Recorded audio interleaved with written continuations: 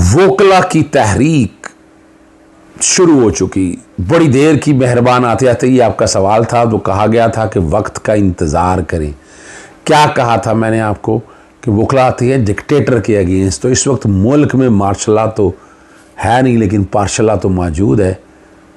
आज़ादियाँ slub की जा चुकी हैं, ज़ुबानबंदी आपके सामने है, लोगों के साथ जुल्म और सितम क्या किए जा रहे हैं, बुनियादी हकूक़ किस तरह तोड़े जा रहे हैं और किस तरह बयान दिलवा कर अपनी मर्ज़ी के फ़ैसले लिए जा रहे हैं। अदालतें आज़ाद नहीं हैं, उस तरह काम नहीं कर रही जो आइन और आपके सामने है। गिरफ्तारियाँ होना, एक ज़मानतें होना, फिर एक जगह से दूसरी जगह लेके जाना, ये पाकिस्तानी तारीख़ में हमने इस तरह का जुल्म देखा नहीं है। फिर 9 मई के साने के हवाले से राइट टू फेयर ट्रायल मौजूद है, यानी ज़मानतें नहीं हो रही, औरतें हैं। सवाल तो उठता है कि जिसके जितना जुर्म किया उसके मुताबिक देखें ना आप, लेकिन ऐसा काम मत करें जिससे मुआशरे में अदम एतमाद पैदा हो, लोग साइड पे हट जाएं।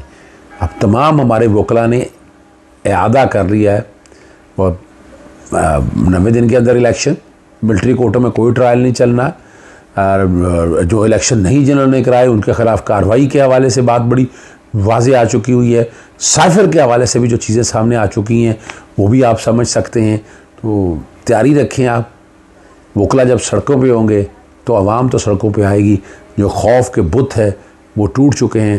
तैयारी करें, तैयारी करें और तैयारी करें। वकला के साथ हम मुल्क बचाने निकले हैं, आओ हमारे साथ।